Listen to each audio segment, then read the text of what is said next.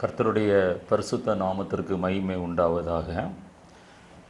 முதல் பகுதியிலே கல்வாரி சிலுவையை பற்றின தியானத்தின் முதல் பகுதியிலே நாம் கல்வாரி அந்த சிலுவையை குறித்ததான ஒரு முகவுரையையும் கல்வாரி சிலுவைக்கு அருகில் நிற்கிறவர்களையும் குறித்து தியானித்து கொண்டிருந்தோம். தொடர்ந்து நாம் அந்த செய்தியை தியானிக்க போகிறோம். அதற்கு முன்பாக ஒரு நிமிடம் நம்முடைய கண்களை மூடி கல்வாரி நாதனை நோக்கி பார்ப்போம். நல்ல ஆண்டவரே, நாங்கள் உம்மை நன்றியோடு கூட துதிக்கிறோம். தொடர்ந்து அந்த கல்வாரி சிலுவையின் அந்த அனுபவங்களை நாங்கள் தியானிக்க கர்த்தர் எங்களுக்கு கிருபை பாராட்டும்படியாக நாங்கள் ஜெபிக்கிறோம். அடியானை மறைத்து தகப்பனே நீர் வெளிப்படும்படியாய் ஜெபிக்கிறோம். உம்முடைய நாமம் மாத்திரம் மகிமைப்படட்டும். இயேசு கிறிஸ்துவின் வெளியேறப்பெற்ற நாமத்தில் ஜெபிக்கிறோம். ஜெபங்கேளும் ஜீவனுள்ள எங்கள் நல்ல பிதாவே, ஆமென். கல்வாரி சிலுவைக்கு அருகில் நின்றதான அநேகரை குறித்து நாம் கடந்த வாரம் தியானித்தோம்.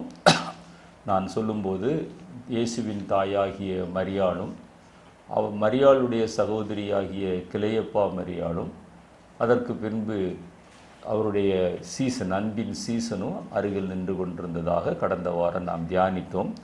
இன்னொரு சகோதரி அந்த கிளையப்பா மரியாளோடு கூட இயேசுவின் தாயாகிய மரியாளோடு கூட நின்று கொண்டிருந்தவர்கள் மரிய மகதலேனாள். அந்த முதல் பகுதியிலே நான் அதை சொல்ல முடியவில்லை. அந்த மரிய மகதலேனாலும் ஏன் அந்த பகுதியிலே நின்று கொண்டிருந்தார்கள் என்றால், நன்றி உள்ள ஒரு இருதயத்தோடு கூட நின்று கொண்டிருந்தார்கள். மரிய மகதலேனாளிடத்திலிருந்து 7 பிசாசுகளை ஆண்டவர் துரத்தி இருந்தார். நாமும் நன்றி உள்ளவர்களாக அந்த கல்வாரி சிலுவையின் அருகில் நிற்க வேண்டும் என்பதற்கு அந்த சகோதரி ஒரு சாட்சியாக இருக்கிறார்கள். நம்முடைய வாழ்க்கையிலும் நாம் ரட்சிக்கப்பட்ட போது எத்தனையோ பிசாசின் கிரியைகளை ஆண்டவராய் இயேசு கிறிஸ்துவின் இரத்தம் நம்மை விட்டு நீக்கினது. கோபம், எரிச்சல், பொறாமை, சுயம், பெருமை, அகந்தை, மேட்டிமை, இப்படி நாம் அடுக்கிக் கொண்டே போகலாம். அந்த அம்மாவிடத்திலிருந்து 7 பிசாசுகள் தான் துரத்தப்பட்டது. ஆனால் நம்மிடத்திலிருந்து அதற்கும் அதிகமான பிசாசின் கிரியைகள் ரட்சிப்பின் போது துரத்தப்பட்ட அந்த நன்றி உணர்வு நமக்கு இருக்குமே. ஆனால் நீங்களும் நானும் அந்த கல்வாரி சிலுவையின் அருகில் நிற்கிறவர்களாக எப்பொழுதும் காணப்படுவோம். இப்பொழுது இந்த செய்தியின் அடுத்த பகுதிக்கு நேராக நான் கடந்து போக விரும்புகிறேன். எபிரேயர் 6ஆம் அத்தியாயம் 4 6 வரை நான் வாசிக்கிறேன். ஏனெனில் ஒரு தரம் பிரகாசிக்கப்பட்டும் பரம ஈவை ருசி பார்த்தும் பரிசுத்த ஆவியை பெற்றும் தேவனுடைய நல்வார்த்தையையும் இனிவரு உலகத்தின் பலன்களையும் ருசி பார்த்தும் மறுதலித்து போனவர்கள் தேவனுடைய குமாரனை தாங்களே மறுபடியும் சிலுவையில் அறைந்து அவமானப்படுத்துகிறபடியால் மனந்திரும்புவதற்கு ஏதுவாக அவர்களை மறுபடியும் புதுப்பிக்கிறது கூடாத காரியம் என்று எபிரேய நிருபத்தை ஆக்கியோன் மூலமாக பரிசுத்த ஆவியானவர் சொல்லுகிறார். எனவே அடுத்த தியானம் என்னவென்றால், யார் இயேசுவை தொடர்ந்து சிலுவையில் அறைந்து கொண்டிருக்கிறார்கள்? ரட்சிக்கப்பட்டும் ஞானஸ்நானம் பெற்றும் பரிசுத்த ஆவியின் அபிஷேகம் பெற்றும் எத்தனையோ ஆவியின் கனிகள் வரங்களை பெற்றும் எத்தனையோ நன்மைகளை ஆண்டவரிடத்திலிருந்து பெற்றும் ருசி பார்த்தும் திரும்ப மறுதலித்து போகிறவர்கள் அவரை சிலுவையில் திரும்ப அறைந்து அவமானப்படுத்துகிறவர்களாய் காணப்படுகிறார்கள். அந்த நிலைமை நம்முடைய வாழ்க்கையிலே வராதபடி பாதுகாக்க வேண்டும். அந்த மறுதலிக்கிறவர்கள் அவர்கள் பின்மாற்றக்காரர்கள். அதே போல அந்த அனலும் இல்லாமல் குளிரும் இல்லாமல் கிறிஸ்தவ வாழ்க்கை வாழ்கிறவர்கள் அவர்களும் அந்த கூட்டத்தோடு கூட தான் இணைந்து காணப்படுகிறார்கள். அப்படிப்பட்ட ஒரு அனுபவம் நம்மிடத்தில் இருக்கிறதா என்று இந்த காலை வேளையிலே நம்மை தியானித்து பார்க்க வேண்டும். சிலுவையின் அருகில் நிற்பது மேலான காரியம். ஆனால் அதைவிட அது நிற்க முடியாவிட்டாலும் கூட நிற்க பிரயாசப்படாமல் அவரை திரும்ப சிலுவையிலே அறைகிற அனுபவம் அது மிக கொடிதான ஒரு காரியம். ஒரு வசனத்தை வாசிக்கிறேன்.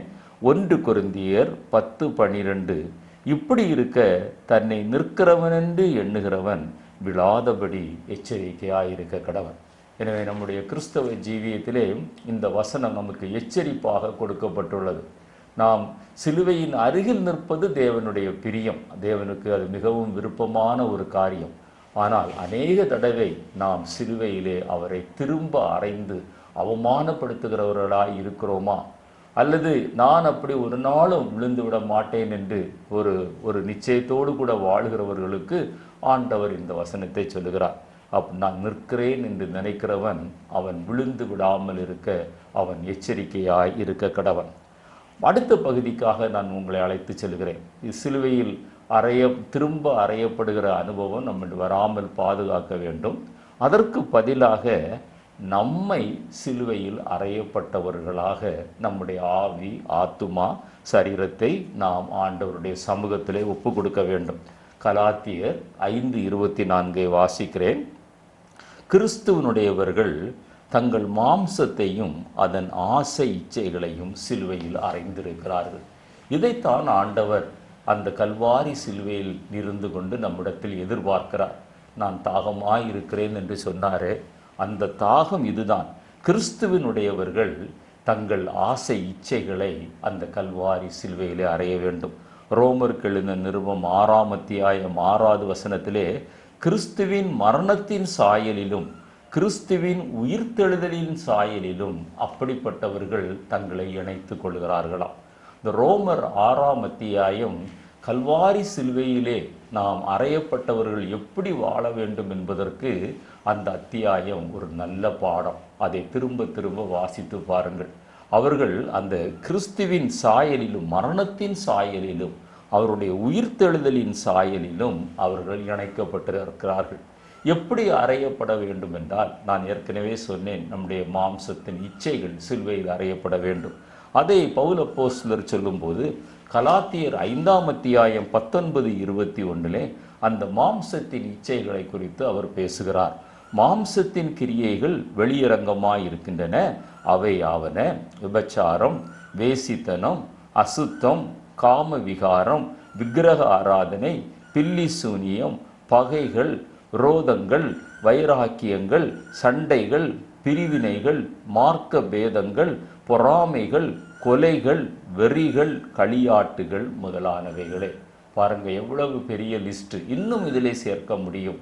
இதில் ஏதாவது ஒரு காரியத்திலே நாம் அடிமைகளாய் இருந்து கொண்டிருக்கிறோமாயானால் ஆண்டவர் நம்மை பார்த்து சொல்லுகிறார், நீ இன்னும் சிலுவையில் அறையப்படவில்லை.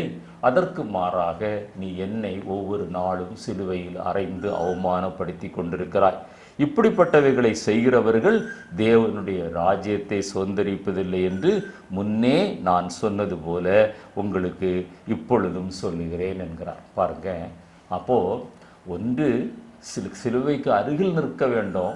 நிற்க முடியல, ஆனால் இயேசுவை நம்ம திரும்ப சிலுவையில் அறையக்கூடாது, நம்மை சிலுவையில் அறையணும்.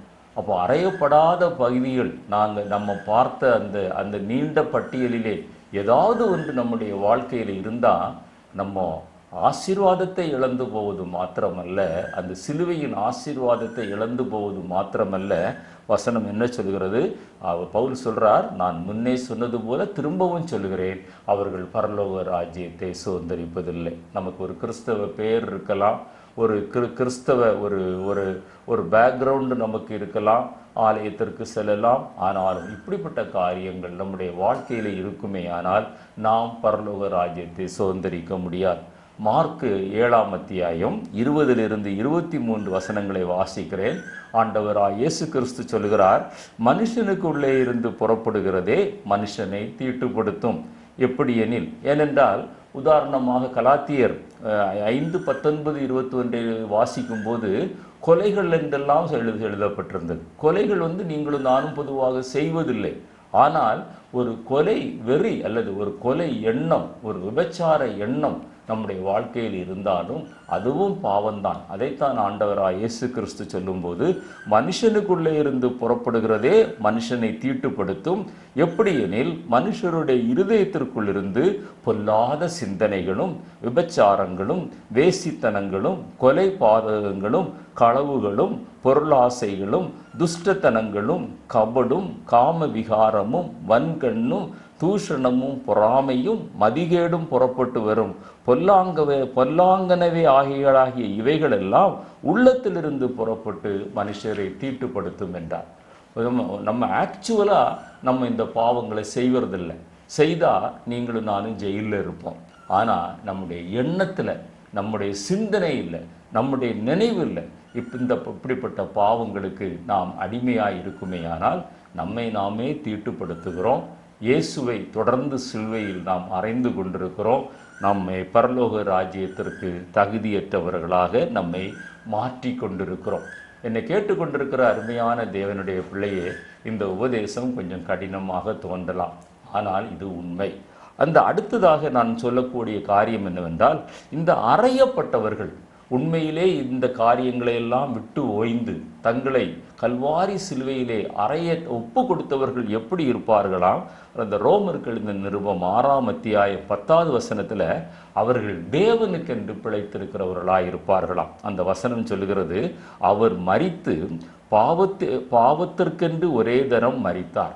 ஆண்டவராய் இயேசு கிறிஸ்து உலகத்தின் பாவங்களை சுமந்து தீர்த்த தேவ ஆட்டுக்குட்டியாக கல்வாரி சிலுவையிலே ஒரே தரம் மரித்தார்.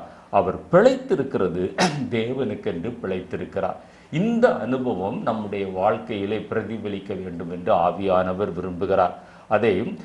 அதை இன்னும் கொஞ்சம் விளக்கமாக சொன்னால், அந்த ரோமர் 6ஆம் அத்தியாயம் 12வது வசனத்திலே வரும்போது, அப்படிப்பட்டவர்களுடைய சரீரத்தை பாவம் ஆளுகை செய்ய முடியாது.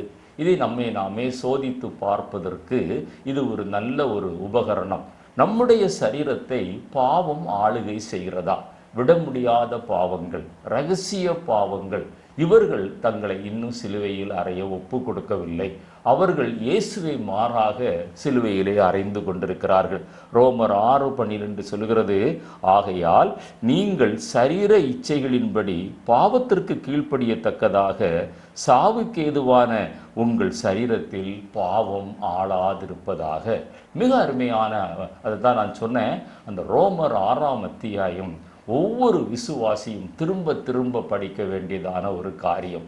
அது ஒவ்வொரு வசனமும் நம்மை எவாலுவேட் பண்ணுகிற அல்லது நம்மை நிதானித்து அறிய உதவுகிற ஒரு நல்ல ஆயுதமாக காணப்படுகிறது. அடுத்ததாக, அப்போது நீங்கள் நானும் சிலுவைக்கு அருகில் நிற்க வேண்டும். இயேசுவை சிலுவையில் அறையக்கூடாது, மாறாக நாம் சிலுவையில் அறையப்பட வேண்டும். அதைவிட மேலான அனுபவத்திற்கு ஆண்டவர் நம்மை அழைத்து செல்ல விரும்புகிறார். அதாவது சிலுவையை சுமப்பவர்கள். மத்தேயு எழுதின சுவிசேஷம் 10ஆம் அத்தியாயம் 37 39 வரை நீங்கள் வாசித்து பாருங்கள். நான் ஒரு வசனத்தை வாசிக்கிறேன். தகப்பனையாவது தாயையாவது என்னிலும் அதிகமாய் நேசிக்கிறவன் எனக்கு பாத்திரன் அல்ல. மகனையாவது மகளையாவது என்னிலும் அதிகமாய் நேசிக்கிறவன் எனக்கு பாத்திரன் அல்ல. தன் சிலுவையை எடுத்துக்கொண்டு, நன்றாக கவனியுங்கள், தன் சிலுவையை எடுத்துக்கொண்டு என்னை பின்பற்றாதவன் எனக்கு பாத்திரன் அல்ல. தன் ஜீவனை காக்கிறவன் அதை இழந்து போவான். என் நிமித்தம் தன் ஜீவனை இழந்து போகிறவன் அதை காத்து கொள்ளுவான். இதுதான் ஆண்டவராய் இயேசு கிறிஸ்து நம்மிடத்தில் எதிர்பார்க்கிற உன்னத அனுபவம். கல்வாரி சிலுவையை குறித்து பல செய்திகள் நாம் கேட்டிருப்போம், பல செய்திகளை தியானித்திருப்போம், பல செய்திகளை நாம் பிரசங்கித்திருப்போம்.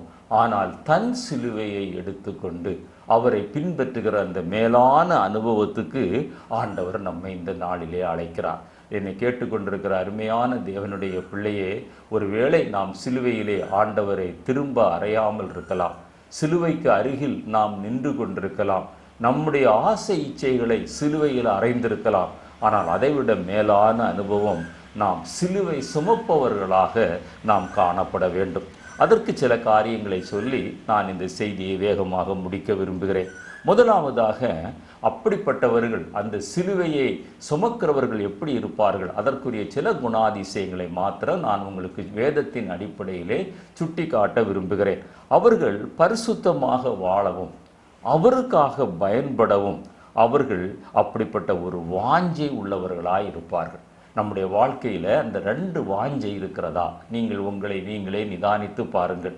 நான் இந்த உலகத்தில் ஜீவிக்கிற நாட்கள் எல்லாம் நான் பரிசுத்தமாக ஜீவிக்க வேண்டும், நான் அவருக்காக ஜீவிக்க வேண்டும். ஏனென்றால் இந்த உலகம் எப்படிப்பட்ட உலகம்? அந்த எபேசியர் 6ஆம் அத்தியாயம் 12-13 வாசிக்கும்போது, மாம்சத்தோடும் இரத்தத்தோடும் துரைத்தனங்களோடும் அதிகாரங்களோடும் வானமண்டல சேனைகளின் அதிபதிகளோடும் பொல்லாத ஆவிகளோடும் உங்களுக்கு போராட்டம் உண்டு என்று சொல்லுகிறது. அந்த போராட்டத்தை நீங்களும் நானும் எதிர்க்கணும். அதனால தான் ஆங்கில வேதாகமத்தில் வித் ஸ்டாண்டுங்கிற பதத்தை பயன்படுத்தி இருக்கிறார்கள். ஸ்டாண்டுன்னா அதோடு கூட நிற்கிற அனுபவம், வித் ஸ்டாண்டுன்னா அதை எதிர்த்து நிற்கிற அனுபவம். அப்படிப்பட்ட ஒரு அனுபவத்தை நீங்களும் நானும் வாஞ்சிக்கிறோமா? அப்படி வாஞ்சிக்கிறவர்கள் தான் அப்படி முதல் அடையாளம், பரிசுத்தமாய் நான் வாழ வேண்டும், நான் கர்த்தருக்காக நான் பயன்பட வேண்டும், கர்த்தருக்காக நான் ஏதாவது ஒன்றை அவருடைய நாம மகிமைக்கென்று செய்ய வேண்டும். எவ்வளவு மாம்சம், இரத்தம், துரைத்தனங்கள், அதிகாரங்கள், வானமண்டல பொல்லாத ஆவிகள், சேனைகள் எனக்கு எதிராக போரிட்டாலும் நான் வித்ஸ்டாண்ட் பண்ணி அதெல்லாவற்றையும் எதிர்த்து நின்று கர்த்தருக்காக நான் பரிசுத்தமாக பிரயாசப்படுகிற ஒரு மனிதன் என்கிற ஒரு அனுபவம். அவர்களுடைய ஜீவியத்தை நீங்கள் உற்று பார்ப்பீர்களேயானால் அவர்கள் தமக்கு பிரியமாக வாழுகிறவர்கள் அல்ல, அவர்கள் கர்த்தருக்கு பிரியமாக வாழ்கிறவர்கள். அதைத்தான் ரோமர் 15:3 கிறிஸ்துவும் தமக்கு பிரியமாக நடவாமல் உம்மை நிந்திக்கிறவர்களுடைய நிந்தைகள் என்மேல் விழுந்ததென்று எழுதியிருக்கிற பிரகாரமாக நடந்தார். அவர் தமக்கு பிரியமாக அவருடைய வாழ்க்கையிலே ஒரு காரியத்தை கூட நீங்கள் பார்க்க முடியாது. மனுஷகுமாரனுக்கு தலை சாய்க்க இடமில்லை என்றார். அவர் ஓய்வெடுக்க தூங்குவதற்கு நேரம் இல்லாதபடி அவர் தேவனுக்காக பிரயாசப்பட்டார். எத்தனையோ காரியங்களை நாம் அடுக்கி கொண்டு போகலாம். சிலுவையில் தொங்கும் போது கூட தன்னை தூஷித்தவர்களை, தன்னை நிந்தித்தவர்களை, தன்னந்த ஆக்கினைக்கு ஒப்பு கொடுத்தவர்களை மன்னிக்கிற ஒரு மகா தயவுள்ள ஒரு மாபெரும் தேவனாக அங்கே தொங்கிக் கொண்டிருக்கிறார். அவர் தனக்கு பிரியமாக அவர் நடக்கவே இல்லை. அடுத்ததாக அந்த சிலுவையை சுமப்பவர்களுடைய அடுத்த குணாதிசயம் என்னவென்றால் அவர்கள் தேவனுடைய திவ்ய சுபாவங்களை நாடுவார்கள். தேவனுடைய திவ்ய சுபாவங்கள் தன்னிடத்தில் பெருக வேண்டும் என்று அவர்கள் விரும்புவார்கள். அதே நேரத்தில் தங்களுடைய பெயர் புகழ், அந்த சுய பிரஸ்தாபம் என்று சொல்லுகிறோமே, அந்த மேட்டிமையான வார்த்தைகள் பார்க்கிறோமே, அதையெல்லாம் அவர்களுடைய வாயிலிருந்து வராது. அவர்கள் தங்களை மேன்மைப்படுத்த மாட்டார்கள், திவ்ய சுபாவங்களை எதிர்பார்ப்பார்கள். பிலிப்பியர்கள் இந்த நிருபம் 2:7 என்ன சொல்கிறது? அவர் தம்மை தாமே வெறுமையாக்கி அடிமையின் ரூபம் எடுத்து மனுஷ சாயலானார். இது அடுத்த குணாதிசயம். தொடர்ந்து நான் உங்களுக்கு சொல்லுகிறேன். அடுத்ததாக சிலுவையை சுமப்பவர்கள் எப்படி இருப்பார்கள்? அவருக்காக பாடு, நிந்தை, அவமானங்களை அவர்கள் சகிப்பார்கள். அப்போஸ்தலர் நடபடிகள் 5:41 அவருடைய நாமத்துக்காக தாங்கள் அவமானம் அடைவதற்கு பாத்திரராக எண்ணப்பட்டபடியால் சந்தோஷமாக ஆலோசனை சங்கத்தை விட்டு புறப்பட்டு போனார்கள் என்று இயேசுவினுடைய வார்த்தையை பிரசங்கித்ததினால அடிக்கப்பட்டு, நிந்திக்கப்பட்டு, தூஷிக்கப்பட்ட அந்த அப்போஸ்தலர்கள் சொல்கிறார்கள், அவருடைய நாமத்திற்காக தாங்கள் அவமானம் அடைந்ததை ஒரு பாக்கியமாக எண்ணுகிறார்கள். அவர்கள் வெட்கப்பட மாட்டார்கள். கர்த்தருக்காக பாடு, நிந்தைகளை சகிப்பார்கள். எபிரேயர் 11:26 அதை இன்னும் அழகாக அவர் சொல்லும்போது, இனி வரும் பலன் மேல் நோக்கமாயிருந்து எகிப்தின் பொக்கிஷங்களையும் கிறிஸ்துவின் நிமித்தம் வரும் நிந்தையையும் அதிக பாக்கியம் என்று எண்ணினார்கள். என்னை கேட்டுக்கொண்டிருக்கிற அருமையான தேவனுடைய பிள்ளையை, இதெல்லாம் இண்டிகேட்டர்ஸ். நம்ம சிலுவையை சுமக்கிறோமா என்பதுக்கு நாமே நிதானித்து அறிகிற அடையாள குறிகள். நம்முடைய வாழ்க்கையிலே நம்ம எவால்வேட் பண்ணி பார்க்கிறதற்கு இது மிகவும் உதவியாக இருக்கிறது. ரோமர் 6:10 இங்கே பார்த்தீங்கன்னா, நான் ஏற்கனவே சொன்னது போல அவர்கள் பாவத்திற்கென்று மரித்து அவர்கள் நீதிக்கு பிழைத்திருப்பார்கள். அவர் மனுஷ இச்சைகளுக்கு அவர்கள் பிழைத்திராமல் தேவ சித்தம் செய்ய படைத்திருப்பார்கள். நம்முடைய வாழ்க்கையினுடைய பிரதான நோக்கம், ஆண்டவரே நான் உம்முடைய சித்தம் செய்ய வேண்டும், நான் உம்முடைய நாமத்தை நான் மகிமைப்படுத்த வேண்டும், மேன்மைப்படுத்த வேண்டும். 1 பேதுரு 4:2 வாசிக்கிறேன். கிறிஸ்துவ நமக்காக மாம்சத்தில் பாடுபட்டபடியால் நீங்கள் அப்படிப்பட்ட சிந்தையை ஆயுதமாக தரித்து கொள்ளுங்கள். ஏனெனில் மாம்சத்தில் பாடுபடுகிறவன் இனி மாம்சத்தில் இருக்கும் காலம் வரைக்கும் மனுஷருடைய இச்சைகளின்படி பிழைக்காமல், நம்ம மாம்சத்தில் தான் இருக்கிறோம், ஆனால் ரட்சிக்கப்பட்டிருக்கிறோம், பாவம் வர கழிவ சுத்திகரிக்கப்பட்டிருக்கிறோம். அதனுடைய ஒரு அடையாளம் என்ன? மாம்சத்தின் இச்சைகளின்படி பிழைக்காமல் தேவனுடைய சித்தத்தின்படி பிழைக்கத்தக்கதாய் பாவத்தை விட்டு ஓய்ந்திருப்பானாக. பாவத்தை விட்டு ஓய்ந்திருக்கிற ஒரு அனுபவத்தை ஆண்டவர் நம்மிடத்திலே தருவார். சிலுவையை சுமக்கிற அடுத்த அனுபவம், அந்த ஏற்கனவே நான் சொன்னபோது ரோமர் 6:6 வாசித்த போது, அது பாவ சரீரத்திற்கு அவர்கள் ஊழியம் செய்ய மாட்டார்கள், நான் இனி பாவத்திற்கு ஊழியம் செய்யாதபடி பாவ சரீரம் ஒழிந்து போகும் பொருட்டாக நம்முடைய பழைய மனுஷன் அவரோடு கூட சிலுவையில் அறையப்பட்டான் என்று அறிந்திருக்கிறோம். அவர்கள் ஒரு நாளும் தங்களுடைய பாவ சரீரத்திற்கு ஊழியம் செய்ய மாட்டார்கள். கலாத்தியர் 5:24 கிறிஸ்துவனுடையவர்கள் மாம்சத்தையும் அதன் ஆசை இச்சைகளையும் சிலுவையில் அறைந்திருக்கிறார்கள். கலாத்தியர் 2:20 கிறிஸ்துவுடனே கூட சிலுவையில் அறையப்பட்டேன், ஆயினும் நான் பிழைத்திருக்கிறேன், இனி நான் அல்ல, கிறிஸ்துவே எனக்குள் பிழைத்திருக்கிறார், நான் இப்பொழுது மாம்சத்தில் பிழைத்திருக்கிறதோ என்னில் அன்பு கூர்ந்து எனக்காக தம்மை தாமே ஒப்பு கொடுத்த தேவனுடைய குமாரனை பற்றும் விசுவாசத்தினால் பிழைத்திருக்கிறேன். அப்படிப்பட்ட ஒரு டிரான்ஸ்ஃபர்மேஷன் நம்முடைய வாழ்க்கையில் இருக்கும். சிலுவையை சுமக்கிற ஒரு மனிதனுடைய வாழ்க்கையில் அவர்கள் நீதிக்கென்று பிழைத்திருப்பார்கள். பாவ சரீரத்திற்காக அவர்கள் ஊழியம் செய்ய மாட்டார்கள், தேவ சித்தம் செய்கிறவர்களாய் காணப்படுவார்கள். அப்போ ஆதியாகமத்தில் 22ஆம் அத்தியாயத்தில் முதல் வசனத்திலிருந்து 14 வசனம் வரை நீங்கள் வாசித்து பார்ப்பீர்களேயானால், அந்த மோரியா மலையில் ஆபிரகாம் ஈசாக்கை பலியிடுகிற சம்பவத்தை நீங்கள் பார்க்க முடியும்.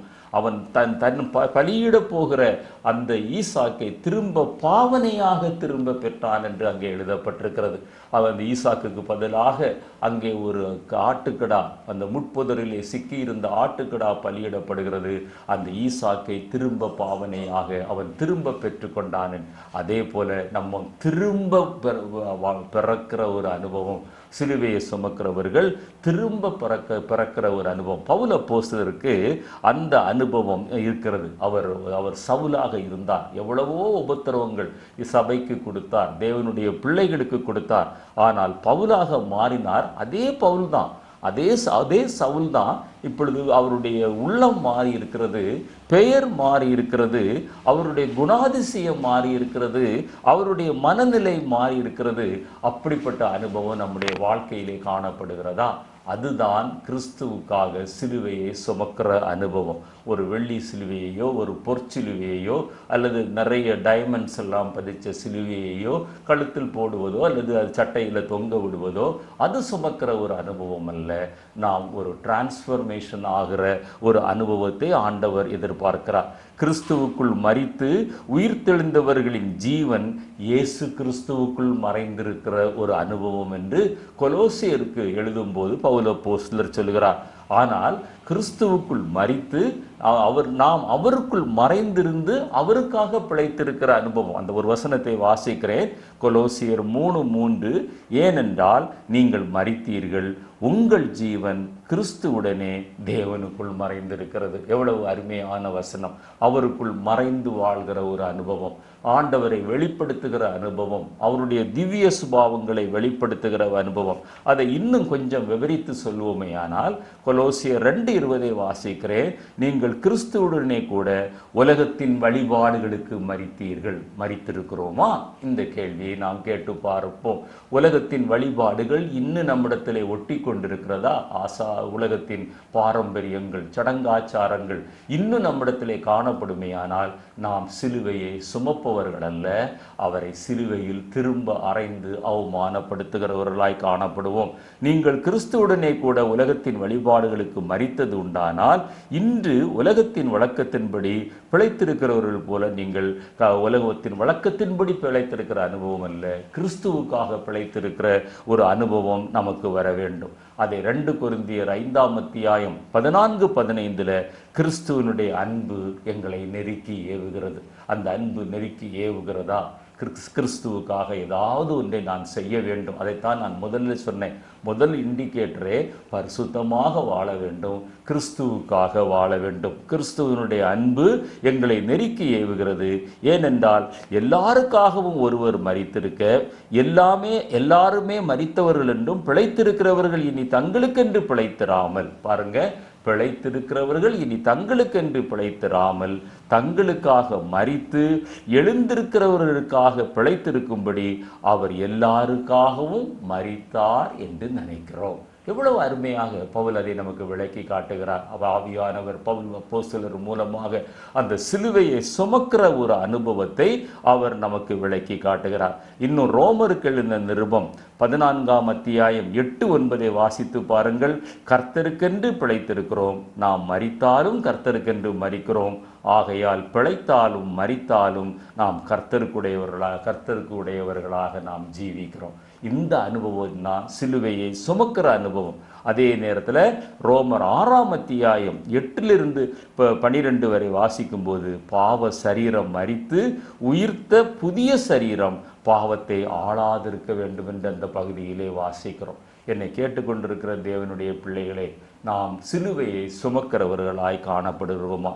கல்வாரி சிலுவையில் பெற்ற பாவ மன்னிப்பு நமக்கு பரிசுத்தத்தை தருவதுதான் மேலான ஸ்லாக்கியம். இந்த உலகத்தில் உள்ள எல்லா ஆசீர்வாதத்தை காட்டிலும் அந்த கல்வாரி சிலுவையின் மூலமாக வருகிற பெரிய ஆசீர்வாதம் என்னவென்றால் அது பரிசுத்தம். இதைத்தான் பவுல் அப்போஸ்தலர் தொடர்ந்து அவர் வலியுறுத்துகிறார். நிருபங்களில் அவர் தொடர்ந்து வலியுறுத்துகிறார். அதை யோவானும் அதை தொடர்ந்து வலியுறுத்துவதை நீங்கள் பார்க்க முடியும். 1 யோவான் 1ஆம் அத்தியாயம் 9வது வசனத்தில் நம்முடைய பாவங்களை நாம் அறிக்கையிட்டால் நம்முடைய பாவங்களை மன்னித்து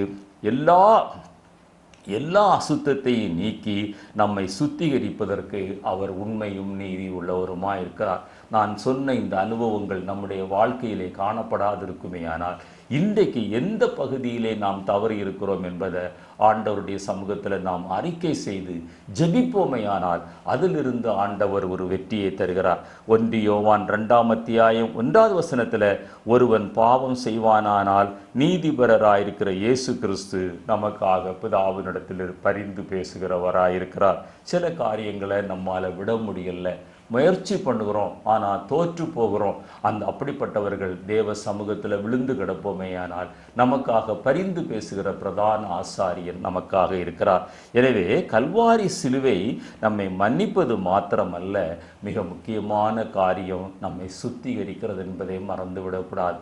நம்முடைய பாவங்களை மன்னித்து நம்மை ஏற்றுக்கொண்டது மாத்திரமல்ல, அது ஒரு தொடர் சுத்திகரிப்பு. இந்த இரட்டை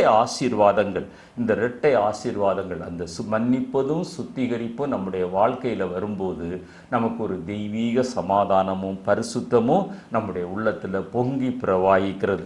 இது நம்மை குணப்படுத்துகிறது, நம்மை அவரோடு கூட சேர்க்கிறது, அது நம்மை பலப்படுத்துகிறது, நம்மை ஆசீர்வதிக்கிறது, அவருக்காக இன்னும் ஏதாவது ஒன்றை செய்ய வேண்டும் என்கிற ஒரு உந்துதலை நமக்கு தருகிறது. அதைத்தான் சங்கீதத்தில் 91ஆம் சங்கீதம் 1 வசனத்தில் சங்கீதக்காரன் சொன்னபோது, உன்னதமானவருடைய மறைவில் இருக்கிறவன் சர்வ வல்லவருடைய நிழலில் தங்குவான். அந்த சிலுவையின் நிழலில் இருக்கிற அனுபவம், சிலுவையை சுமக்கிற ஒரு அனுபவம், திரும்ப சிலுவையில் இயேசுவை அறையாதிருக்கிற ஒரு அனுபவம், நாமே சிலுவையில் அறைகிற ஒரு அனுபவம். அந்த சிலுவையை சுமக்க வேண்டியது கிறிஸ்துவனுடைய சிலுவையை நீங்களும் நானும் சுமக்க வேண்டியதல்ல. இயேசு நமக்காக அதை சுமந்து முடித்து விட்டார். அந்த சிலுவையை நம்மால் சுமக்கவும் முடியாது. அவர் சுமந்த சிலுவை என்ன சிலுவை? உலகத்தின் பாவங்கள் முழுவதையும். அவர் அந்த மர சிலுவையை மாத்திரம் சுமக்கல்ல, உலகத்தின் பாவங்கள் முழுவதையும் அந்த கல்வாரி சிலுவையில் சுமந்து தீர்த்தார். அதை நம்மால் நிச்சயமாக சுமக்க முடியாது. என்னைதான் ஆண்டவராக இயேசு கிறிஸ்து சொல்லும்போது, என்னை பின்பற்றுகிறவன் தன் சிலுவையை சுமக்க வேண்டும், தன் சிலுவையை சுமந்து அவன் என்னை பின்பற்ற வேண்டும். அந்த தன் சிலுவையை சுமக்கிற அனுபவத்தை குறித்து ஒரு சில வசனங்களை நான் சுட்டி காட்டி முடிக்க விரும்புகிறேன். தன் சிலுவையை சுமக்கிற அனுபவம் என்றால் நம்முடைய சுயம் சாக வேண்டும், நம்முடைய சுகம் சாக வேண்டும். இயேசு, ஒருவன் என்னை பின்பற்றி வர விரும்பினால் அவன் தன்னை தான் வெறுத்து, நன்றாக கவனியுங்கள், மத்தேயு 16:24 சொல்றாரு, தன்னைத்தான் வெறுத்து தன் சிலுவை எடுத்துக்கொண்டு என்னை பின்பற்றி வர கடவன். இது எப்பொழுது சுமக்கணும்? அதே ஆண்டவர் லூக்கா 9:23 சொல்றாரு, அனுதினமும் ஒவ்வொரு வினாடியும் நம்மை வெறுத்து ஆண்டவரை பின்பற்றுகிற ஒரு அனுபவம் தான் தன் சிலுவையை சுமக்கிற அனுபவம். நம்முடைய விருப்பு வெறுப்புகளை களைந்து ஆண்டவருடைய காரியங்களை சுமக்கிற அனுபவம். அதைத்தான் ரோமர் 15:3 நம்ம ஏற்கனவே வாசித்தோம். ஊழியக்காரன், எந்த ஒரு ஊழியக்காரனும் எஜமானுக்கு மேற்பட்டவன் அல்ல என்கிற உணர்வோடு கூட சுமக்க வேண்டும். நமக்காக நம்முடைய பாவங்களிலிருந்து நமக்கு விடுதலை தருவதற்காக நம்முடைய எஜமான் ஆண்டவராய் இயேசு கிறிஸ்து உலகத்தின் பாவங்களை சுமந்து தீர்த்தார். அதை நம்மால் சுமக்க முடியாது. ஆனால் நம்முடைய சிலுவையை நம்ம சுமக்கிற அனுபவம், நம்முடைய சுயத்தை வெறுக்கிற ஒரு அனுபவம். மத்தேயு 20ஆம் அத்தியாயம் ஆண்டவர் சொல்றாரு, என் பாத்திரத்தில் நீங்கள் குடிப்பீர்கள், நான் பெறும் ஸ்தானத்தை நீங்கள் பெறுவீர்கள். ஆனால் என்னுடைய வலது வாரிசத்தில் இடது வாரிசத்தில் யார் உட்காருவார்கள் என்பதை நீங்கள் நிர்ணயிக்க முடியாது, நான் நிர்ணயிக்க முடியாது, அது பிதாவாகிய தேவன் தான் நிர்ணயிக்க முடியும் என்று யோவான் யாக்கோபுனுடைய தாயாரிடத்துல ஆண்டவராய் இயேசு கிறிஸ்து சொல்லுகிறார். அதே போல அது ஆண்டவருடைய சிலுவையை நீங்களும் நானும் சுமக்க முடியாது. அது அவர் நமக்காக சுமந்து முடித்து விட்டார். அந்த வேலையை நீங்களும் நானும் செய்ய வேண்டாம். நம்மை நாமே வெறுத்து நாம் அவரோடு அறையப்படுகிற சிலுவை ஒன்று, நாம் சிலுவையை சுமக்கிற சிலுவை ஒன்று. ரெண்டு வித்தியாசமான சிலுவைகள். ஒன்று அவருடைய சிலுவையில் நம்ம அறையப்பட வேண்டும். ஆசை இச்சைகளை, உலகத்தின் ஆசைகளை, நம்முடைய சிலுவையை நம்ம சுமக்கிறது. ரெண்டுமே நம்மை பரிசுத்தத்திற்கு வழி நடத்தும். இதுதான் அந்த சிலுவையை பற்றிய சிந்தனையில் மிக முக்கியமான ஒரு சத்தியம். சிலுவையில் அறையப்படுகிற ஒரு சிலுவை, நாம் சுமக்கிற ஒரு சிலுவை. ரெண்டுமே என்ன செய்கிறது? உலகத்தை வெறுத்து நம்மை பரிசுத்த ஜீவியம் செய்ய தூண்டுகிறது. அதாவது நாம் சுமக்கும் சிலுவை நம்மை இயேசு அண்டையில் கிட்டி சேர்க்க வேண்டும். ஒவ்வொரு நாளும் அவரை நெருங்குகிற ஒரு அனுபவம். கடைசியாக ஒரு வசனத்தை வாசித்து முடிக்கிறேன். பவுல் அப்போஸ்தலர் தீமோத்தேயுவுக்கு சொல்லுகிறார். 1 தீமோத்தேயு 1:18 நல்ல போராட்டத்தை குறித்து சொல்லும்போது, நீ நல்ல போராட்டம் பண்ணும்படி நீ விசுவாசமும் நல் மனசாட்சியும் உடையவனாயிரு. விசுவாசமும் நல் மனசாட்சியும் உடையவனாயிரு. எனவே இந்த 2 பகுதிகளாக நாம் அந்த சிலுவையை குறித்ததான ஒரு தியானத்தை உங்களோடு கூட நான் பகிர்ந்து கொண்டேன். அந்த சிலுவையை சுமக்கிற ஒரு அனுபவம், அதுதான் மேலான அனுபவம். சிலுவைக்கு அருகில் நிற்கிற அனுபவம், அதுவும் ஒரு மேலான அனுபவம். அதைவிட மேலான அனுபவம் தன்னைத்தான் வெறுத்து நம்முடைய சிலுவையை சுமக்கிற அனுபவம். அதற்கு முன்பாக சிலுவையில் அறையப்பட வேண்டிய அனுபவம், தவிர்க்க வேண்டிய அனுபவம். நாம் இயேசுவை திரும்பவும் சிலுவையில் அறையாதபடி நம்முடைய ஜீவியத்தை பாதுகாத்து கொள்ளுகிற அனுபவம். அப்படிப்பட்ட மேலான அனுபவங்களை உங்களுடைய வாழ்க்கையிலும் என்னுடைய வாழ்க்கையிலும் கர்த்தர் இந்த நாட்களிலே தந்து ஆசீர்வதிப்பாராக. ஆமென்.